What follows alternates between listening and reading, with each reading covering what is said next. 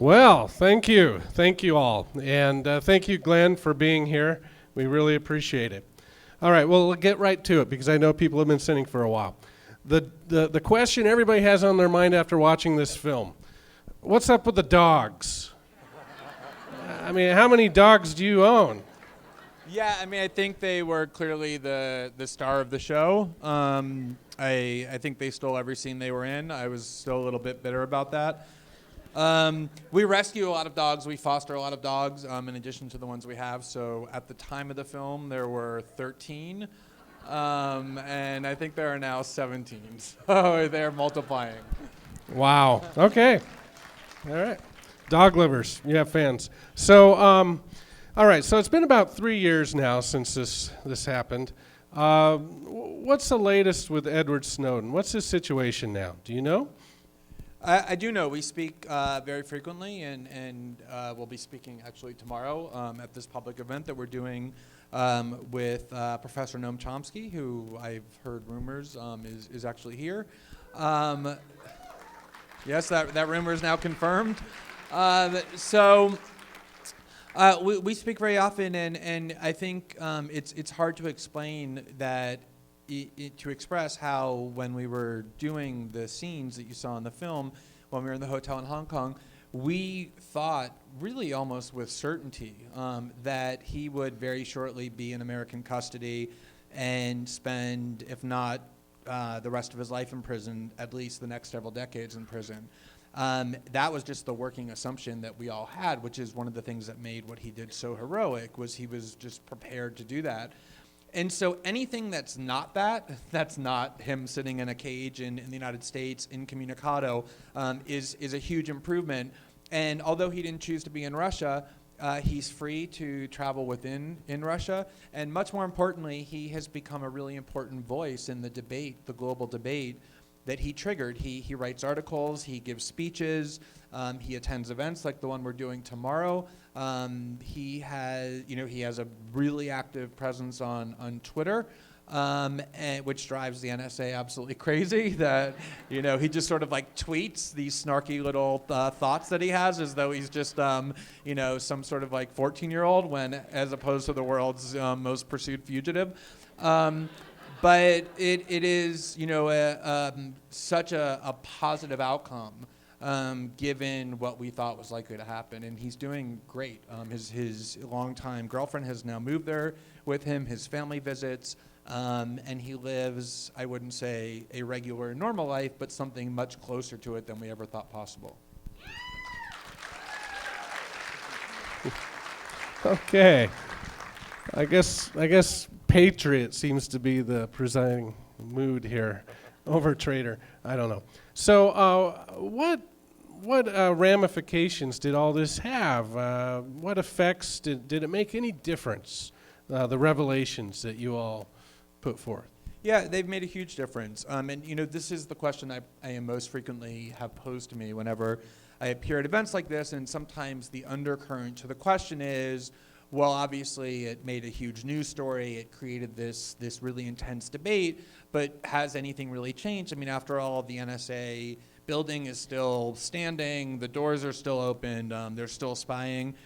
And the assumption of the question, and to the extent it intends to imply that not all that much has changed, is that not all that much has changed in terms of laws that the US government passed to limit their own spying power. And when we were in Hong Kong and we were envisioning what we hoped to achieve, having the US government pass a bunch of laws banning itself from spying was not something that we were thinking of, because governments don't walk around and think about how to limit their own power. We were hoping the change would take place in other realms, and I think it has.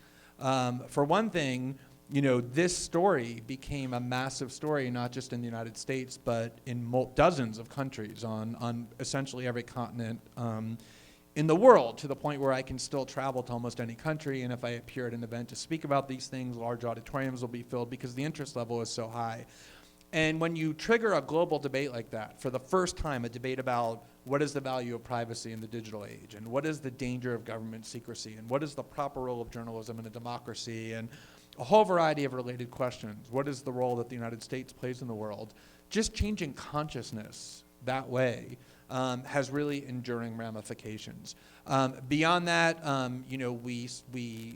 we ruptured a lot of diplomatic relations that the United States has with various governments around the world, to the point where those governments are now actively still working to prevent U.S. hegemony over the internet.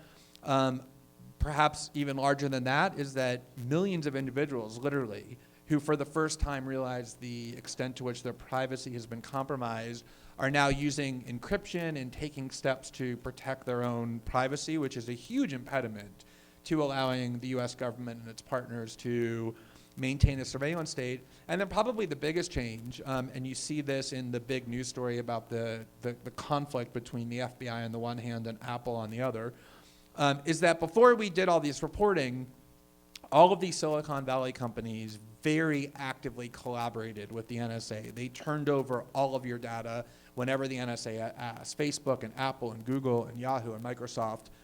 And now, the reason why they did that is because they were able to do it in the dark. There were no costs, no ramifications to it because nobody knew they were doing it. Once we shined a light on the extent to which that collaboration was taking place, they perceived that it was very threatening to their future business prospects because they knew that people around the world weren't going to want to use US social media companies if they thought that they were going to hand over their data to the NSA.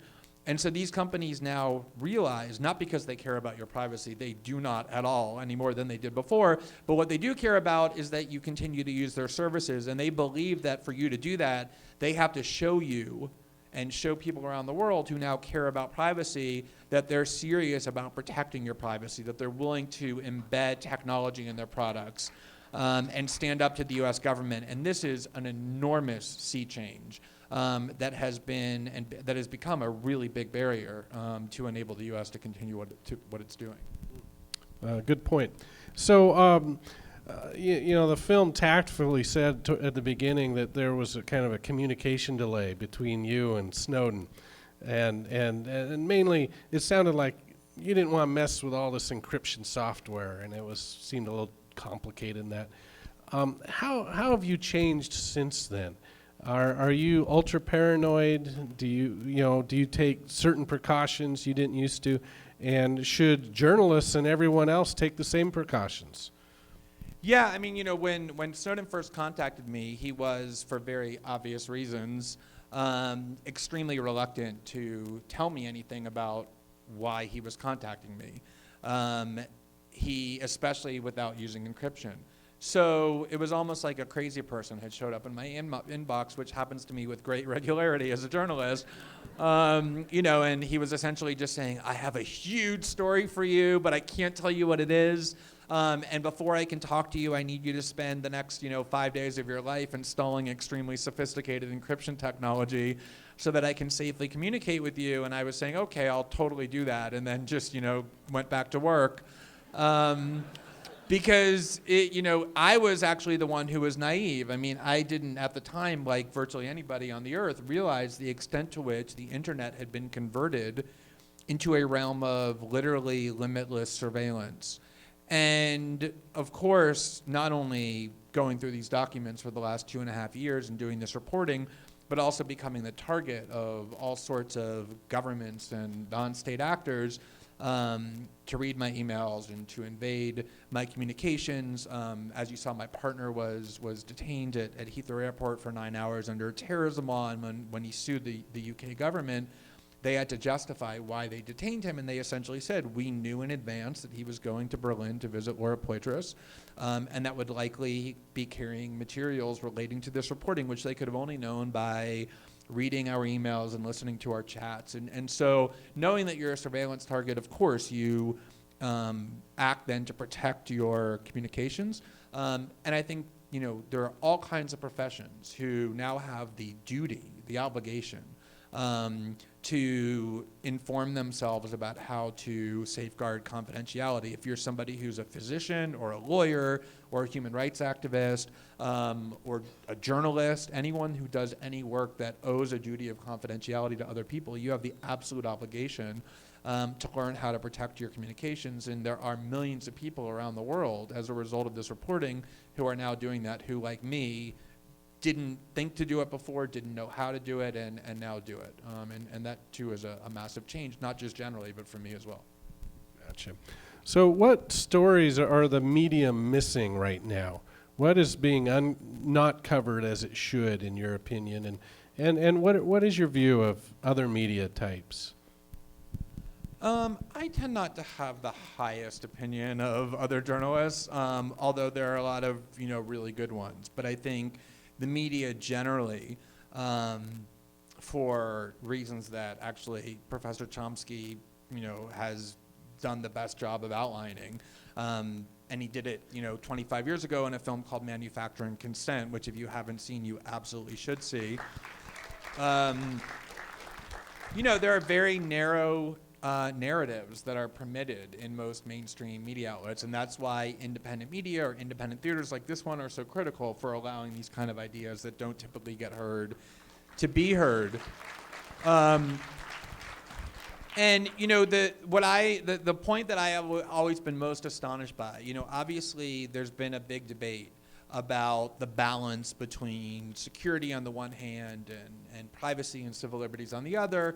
And there's oftentimes this notion that they're in conflict even when they're really not. But people have reasonably different ideas about how that balance should be struck and how much privacy they're willing to give up in the name of security and all of that. And that's fine. People can absolutely debate that. But what has always been sort of the superseding issue for me, and I remember the first time I read through the archive that Snowden provided, what struck me the most was not the extent to which privacy was being subverted by what was being done as reflected in these documents, but the extent to which democracy was being subverted. Because what was amazing to me was that the US government had decided to take this extraordinarily consequential step, which was to convert the internet, which is easily one of the most important human innovations in centuries, and convert it into a realm of ubiquitous surveillance. And you can think that that's a good thing to do or not a good thing to do, but what's so striking about it is that they did it in total secrecy, without any of us having any inkling that they were doing it. And if we allow our government to make the most consequential decisions completely in the dark with no transparency and no public debate, we can go to the ballot box every 2 years or 4 years and check a box next to a party or a name, but the democracy we have is totally illusory. And so for me, what I always think has been suppressed the most is that no matter what you think of Edward Snowden, no matter what you think of security and privacy, I can't imagine that there's anybody who would ever say we would be better off if Edward Snowden had allowed us to remain totally ignorant about what our government is doing. We should all think that that's better. Okay. Well, let's let the audience ask you some questions, shall we? That's probably much better. Gentleman in front. Do you know of any bad guys that have actually been caught by government surveillance? Clearly, they're still doing bad things all over the world. Okay, so the question was, are there any bad guys who've actually been caught by government surveillance? First of all, one of the things that struck me the most, I've read through many tens of thousands or hundreds of thousands of top secret documents over the last 2.5 years, and the percentage of those documents that talk about surveillance that actually have anything to do with terrorism is shockingly minute. There's tons of documents about spying for economic purposes, on financial targets, on environmental conferences, for diplomatic advantage, on entire populations, but there's very little that actually has to do with spying in order to find terrorists. And you don't even have to take my word for that when there have been court cases that were triggered by this reporting, when there have been government commissions to investigate the surveillance programs, they've all of them have said that the NSA and the Justice Department and the Pentagon are completely incapable of identifying any terrorist plots that have actually been disrupted as a result of mass surveillance. And the reason for that is actually pretty fascinating. If you think about it, as I said earlier, there's always this idea that security and privacy are in conflict. And the more security you want, the more privacy you have to give up. the more surveillance you have to let the government do, and vice versa. And it really isn't true. If you have a government that is collecting billions of emails and telephone calls every single day, billions with a B every day as they're doing, it becomes almost impossible for them to find the person who's going to detonate bombs at the Boston Marathon, or who wants to blow up a jetliner over Detroit on Christmas Day, or attack a newspaper in Paris, or blow up a subway and airport in Brussels. You have so much data that you're collecting, and it's so indiscriminate that it's actually harder to achieve the goals that you claim to want to be achieving, which is detecting terrorist plots. And that's the key differences between mass surveillance, on the one hand, which is what they're doing, putting entire populations under a monitoring microscope without suspicion, and targeted surveillance where you're actually tracking the terrorists. And the reason they're doing it poorly isn't because they're stupid. Like, if I know that, they know that. It's because the goal of this surveillance mechanism is much different than their stated goal. If their stated goal were to find terrorists, they would be doing the focused form of terrorism, but that is not their goal with this machine. Okay. Another question. Oh, let's see here. Student? Yeah, what's your question? So you said that's not the goal. I would like to know what is the goal. If you Oh. let that person. So what is the goal of the government then? Yeah, I mean, it's hard to say what the goal of an entity as huge as the government is, right? Like, you can say, what was the goal in invading Iraq? And it's really nothing that you can ever answer definitively, because there's so many factions that had so many different objectives with why Iraq was invaded, that you could never identify a single motive with clarity. That I can tell you a lot of the motives. For one thing, there's $75 billion spent every single year. And most of that goes to private corporations, private consulting firms. Enormous profit is made from maintaining a system of ubiquitous surveillance.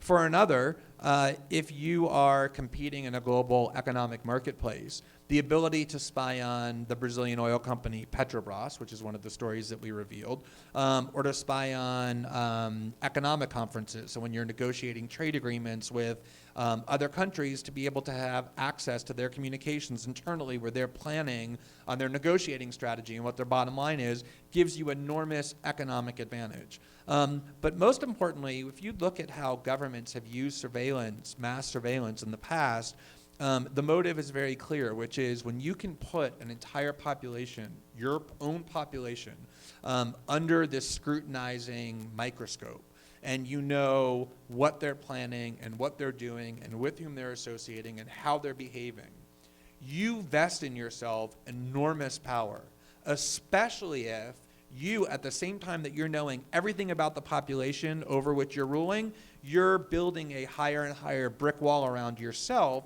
to make sure that they know nothing about what you're doing. If you think about like what happens in an ideal free society, the population should know virtually everything about what the government is doing. That's why they're called public officials, because they act in the public sphere because they're supposed to have transparency. And conversely, the population, the private citizens, should be able to be engaging in behavior with virtually no monitoring, which is why we're called private citizens. We're operating in the private realm. That's the ideal framework in a free society. In a tyrannical society, the exact opposite takes place, which is the people who exercise power do so with almost no transparency and complete secrecy, while at the same time the population becomes completely transparent. It's just a framework for vesting the people who control this surveillance system with greater and greater power. It's just a very banal and common and primitive drive, which is the drive to maximize one's own power. Oh, let's see here. I was looking in back. Anyone out back? Oh, with the phone. Shout it. Hi, I'm also a student reporter, and we want to be good journalists. We don't want to be bad journalists like the ones that you don't like. I just want to know, what sort of attitude do you need to have to want to make the world a better place as a journalist?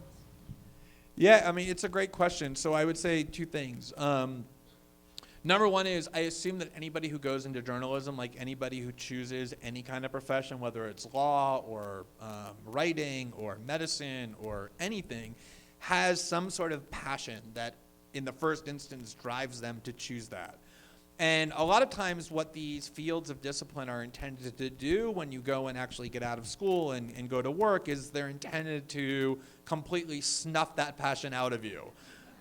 Because that passion gets in the way of you following some sort of dictates.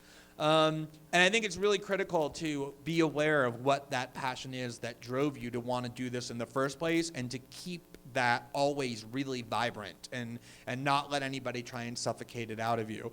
And then specifically with regard to journalism, you know, if you look at the reason why there was a free press that was protected in the Constitution in the first place, there was a really good reason for it.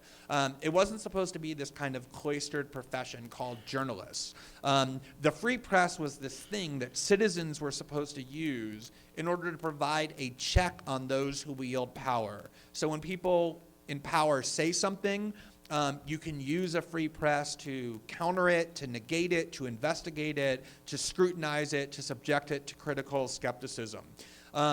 That's what journalism is really intended to be. That's when it's worth protecting, is when it becomes an adversarial force against those who wield the greatest power. And so often journalism becomes the opposite. It becomes a servant of power. It becomes about amplifying the message of those who wield power, because there's a lot of benefits from expressing servitude to power. That's the nature of power, is when you wield power, you can reward those who are obedient and punish those who aren't. And I think that the idea of journalism in its most constructive form is when you're shining a light on what people in power are trying to maintain a wall of darkness around, when you're exposing their lies, when you're preventing them from exercising authority without any limits of any kind. And you know, Edward Snowden, when he decided which journalists he wanted to work with, the ordinary thing for him to have done would have been to go to the New York Times. That's what national security whistleblowers for many decades have just automatically done. And he purposely chose to stay as far away from the New York Times as possible, because there have been so many instances where they have concealed stories from their own readers because the government asked them to or told them to.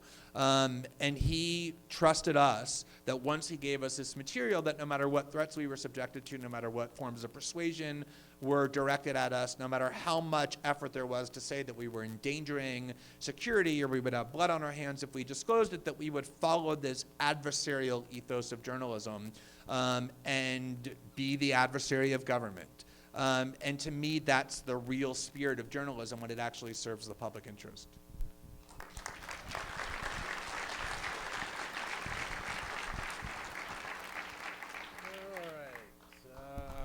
Eeny, meeny, miny.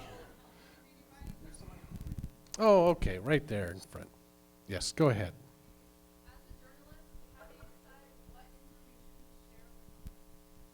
So, as a journalist, what do you decide what to share with the public and what not to? Yeah, you know, it's a great question, and it's one that actually Edward Snowden thought a lot about before he came to us.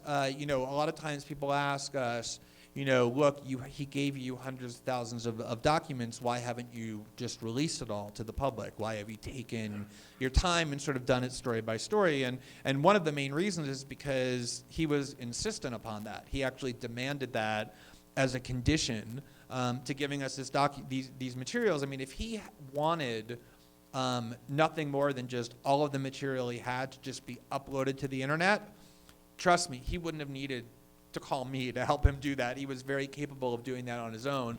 What he wanted instead was for us to go through the material and be very meticulous about making judgments about which material needed to get into the public in order to inform the public so that the public could have a reasoned debate, and it would be the public to decide what kinds of government they wanted, how much privacy they were willing to give up, rather than having a small number of people do that in secret. But at the same time, he wanted us to make sure that we weren't harming people, There's a lot of material that if we publish would harm people's privacy. It talks about their private communications. It speculates about things that they may or may not have done.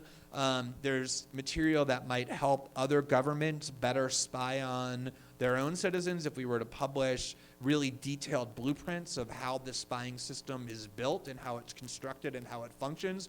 It could help other people build similar forms of surveillance and therefore increase surveillance. And so we try to maintain this balance with every single decision we've made about which stories we were going to publish to make sure that there was a real public interest to it, that innocent people wouldn't be harmed, and that we wouldn't end up inadvertently helping other people subject their populations to surveillance. As time goes by and we're 2.5 years later now, our standards for publishing have actually decreased. We're willing to publish more now. And so we're looking for ways to sort of bulk publish, get more of the information out to the public.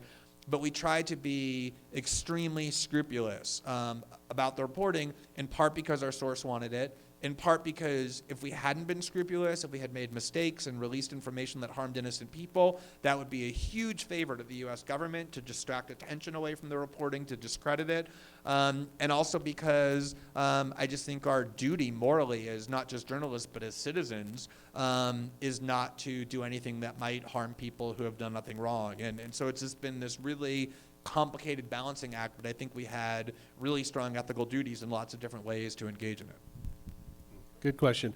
We'll do one more question, but this isn't your last opportunity for questions. In fact, if you like, you can go online and submit questions that will be asked perhaps tomorrow at tomorrow night's session. If you go to the College of Social and Behavioral Science website, you can actually enter your own questions and vote on other questions. So I encourage you to do that and ask your question that doesn't get asked today. Let's go right here, ma'am. Go ahead. I want to say how much I admire you and Professor Johnson, and I'm very grateful for your work. My question is fairly unusual. It only relates to your movie in regards to a story that has not broken. So I'm speaking for other people who are being heard. And so my question is, do you know what organized stalking is? Mm-hmm. Okay, thank you. And do you know how to get it into the mainstream media? I mean, So the question was, do you know what organized stalking is? And We can't bring it to the mainstream. yeah, I mean, it's interesting. There's one of the difficulties that other whistleblowers have had, not just from the NSA, but from other government agencies, is that if you come forward and make claims about what the government is doing and don't have documents to prove it, it's very difficult to have credibility in what you're saying. And the NSA is this massive, sprawling entity. And Edward Snowden took as many documents as he took, still a tiny sliver of documents about what they were doing. So we've gone through the documents really carefully. We've shared them with a couple of other news organizations, and we've more or less reported on all of the really big stories that we think these documents demonstrate.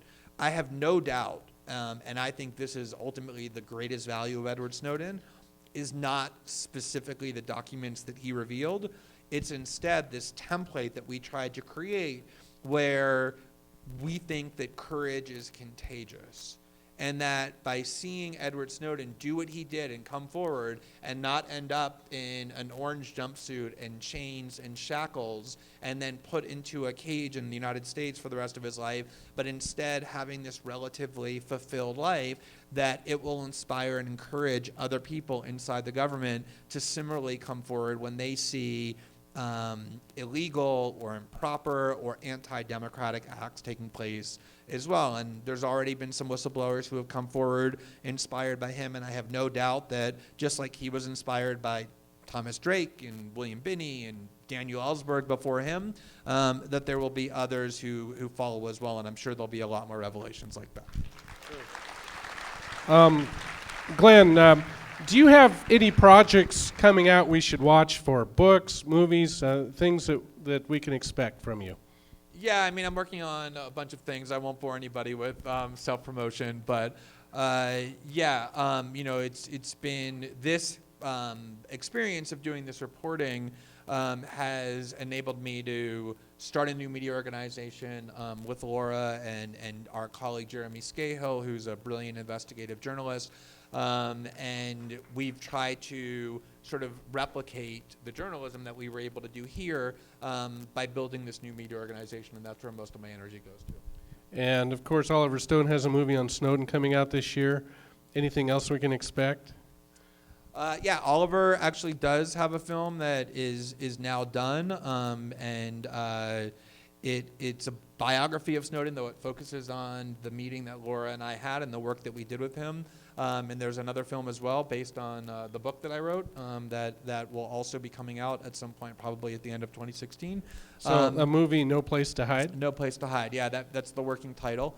And I think it's really great because there are a lot of people who aren't going to go online and read stories about surveillance, but they will watch, an Oliver Stone film or a Sony film, and with popular entertainment like Laura's film as well, you reach huge numbers of people. And ultimately, that's what Edward Snowden came forward to do, was to essentially, in some sense, wake people up who were sleeping, not through any fault of their own, but because so much of what's done is designed to lure them to sleep by making them aware, not just of the secret acts of the United States government and other governments, but also ultimately, and I hope this is the message that people walk away from more than anything else, is to awaken their sense of power as an individual. Because that to me is the greatest lesson that I personally learned from working with Snowden, and I think you see from this film, which is, if you think about it, and this is really remarkable, Edward Snowden, at the time that we met him, he was 29 years old, and he was somebody who grew up in a lower middle class environment. His father was in the Coast Guard for 30 years. He didn't even graduate high school. He was this obscure employee in a sprawling, military-industrial complex at the NSA, the CIA, Booz Allen. He was somebody without any power or position or prestige of any kind, and yet through nothing more than an act of courage and an act of conscience, he changed the world.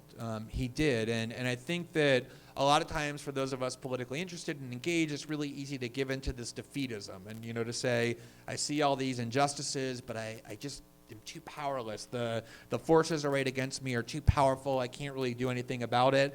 And there's a lot of people throughout history who were previously obscure, who through an act of bravery changed the world like he did. And I think that's really the lesson that he taught more than anything else is not these specific revelations about the NSA, but the power of the individual through an act of moral conscience to stand up to institutional injustice. Well, thank you, Glenn Greenwald. We'll see you again tomorrow night, 5 o'clock, Centennial Hall, or online at the Intercept website. So thank you all for coming. Thank you very much, everybody. Appreciate Enjoy it.